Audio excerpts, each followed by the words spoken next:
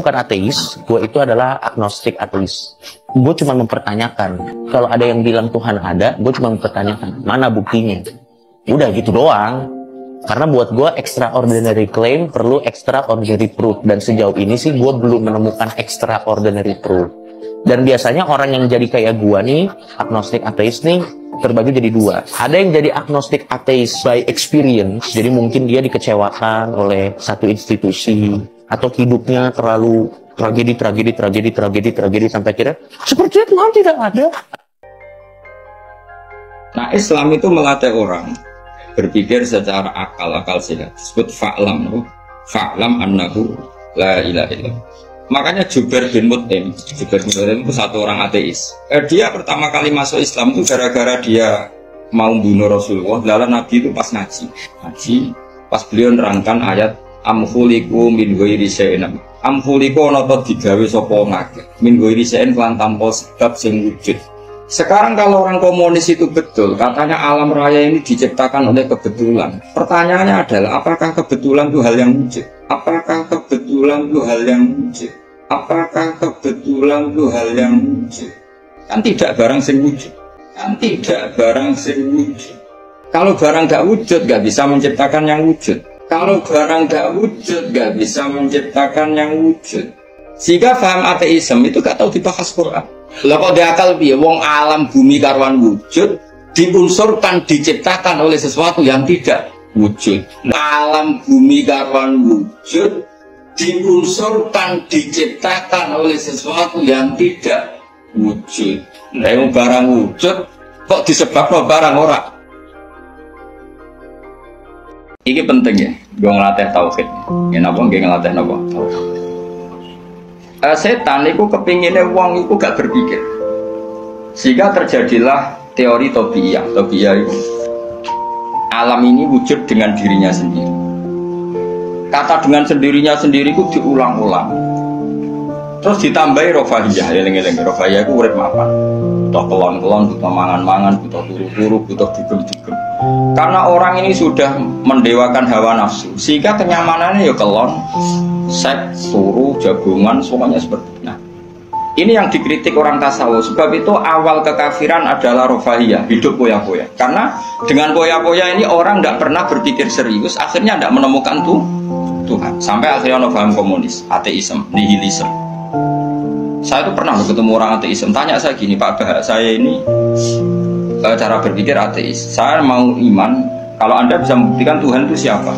Lalu buktinya apa kalau ada Tuhan? Terus saya bilang gini, betul Anda ingin iman? Ya, kata. Terus saya pakai teori mantek, karena saya dulu pernah belajar mantek. Kelirunya orang Islam, ini rumah Allah, memang ini serius ya ngaji. Memang syaratnya ngaji harus mengenalkan sama Allah. Inti ngaji adalah mengenalkan orang kepada Allah, ma'rifat. Caranya adalah bin nadhari shahih, dengan pikiran sing sehat. Kamu betul ingin iman? Ya Bapak. Terus saya tanya, kalau ada rumah terbakar, kamu suka enggak ada orang yang bilang sebabnya kena konsleting listrik atau ada apa meledak? Atau Anda suka bilang enggak ada sebabnya sama sekali? Oh, senang yang ada sebabnya, misalnya ya tadi kena konsleting listrik atau kompor terbakar dan sebagainya. Lalu kalau alam wujud ini kamu suka ada sebabnya apa tanpa sebab? Ya suka ada sebabnya sebetulnya saya. Nah, sebab itu oleh Islam dinamai Tuhan. Sebab ini oleh Islam dinamai. Sebab itu dalam ilmu mantek, sebenarnya ilmu mantek itu nggak kenal Allah, bahkan nggak pernah nyebut nama tokoh. Saya ulang lagi ya, di ilmu mantek, ilmu logika yang diajarkan di pondok-pondok itu tidak pernah nyebut Allah. Yang disebut adalah alam ini rubah, alam ini makhluk. Kalau makhluk butuh khalik.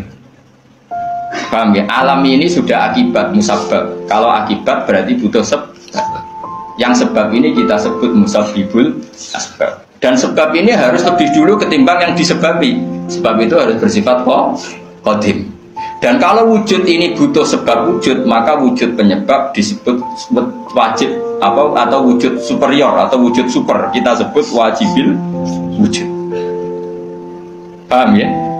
Sehingga wujud yang ada ini kita butuh sebab. Yaitu harus ada wujud yang superior. Kita nambahi wajibil wujud. Nah, semua itu oleh Islam disebut Allah. Ya, semua itu oleh Islam. Tapi uniknya orang itu langsung iman. Betul ya orang itu. Nah kiai-kiai tidak pernah menerangkan gitu Bapak. Sehingga saya nyari-nyari Allah itu siapa. Mulai dulu bilang kalau Allah itu faktor alam, saya iman. Itu kelirunya kita membalik logika. Dia mau iman, tapi dia nyaman dengan istilah Allah itu apa yang dikatakan Tuhan adalah penyebab dari semua ini. Mungkin Einstein bilang itu kausa prima, mungkin orang modern bilang apa saja. Paham sih lo maksudnya? Jadi akal itu harus menemukan itu pasti nggak nyebut Allah. Nah Islam yang mengatakan itu, coba sama cek saja. Ketika Allah mengenalkan dirinya, Iqra bismi rabbikal ladzi khalaq. Allah itu zat yang menciptakan. Khalaqal insana min nar. Itu enggak pernah nyebut dirinya Allah. Ya Yohanes wa'budu rabbakum. Rabbakum siapa? Alladzi khalaqakum walladzina min qablikum. Tuhanmu itu siapa? Yang menciptakan kamu, yang menciptakan orang sebelum kamu. Sebagian ayat saya kata Allah nyembahlah saya. Saya itu siapa? Zat yang menciptakan langit. Nah kemudian sifat-sifat ini oleh Islam yang punya sifat itu didamai. Tapi kelirunya kiai-kiai kalau nerangkan langsung Allah, tentu PKI pikirannya Allah itu siapa? Padahal akal hanya punya rumus alam ini butuh penyebab. Penyebab ini kita sebut musabibul asbab atau kausa prima atau wajibil wujud. Yang Islam secara agama menamai itu Allah. Cuma langsung Allah mesti ditanyakan Allah itu siapa? Paham ya? Nah itu kelirunya kita. Kita juga ikut keliru dalam apa? Merekonstruksi apa? Bangunan apa tahu?